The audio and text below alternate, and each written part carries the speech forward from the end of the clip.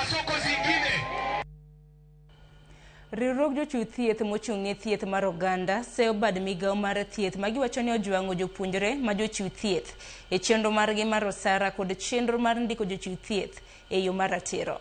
Koloso e kaunti ma Kwale, jagoro maduong' mar riwruogno Brown Ashira wacho ni chenrono en moko chomo yo. Mano moko luwore kod chik kendo nyalo rocho yore mag thieth mar tuoche malandore e kor gwenge. Riwruogno obwogo mar bago ng'anyo ponono ni sirikal ok okete tim dwaro mar jochiw thieth go.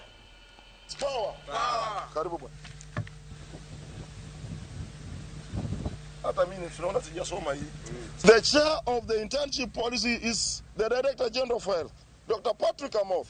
They have decided, and actually the PHOs have been listed within that framework. We have been listed with the doctors, we have been listed with the clinical officers, we have been listed with the nurses, we have been listed with the pharmacists, even with the dentists.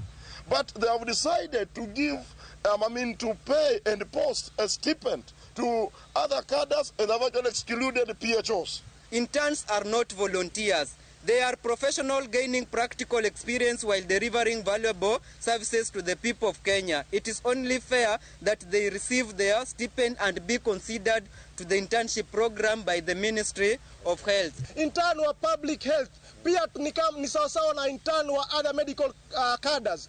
Tafadhali tunalia na uchungu. Tumeteseka miaka yote, mwaka mzima unafanya kazi bila kuweza kupata hata angalau maji ya kunywa.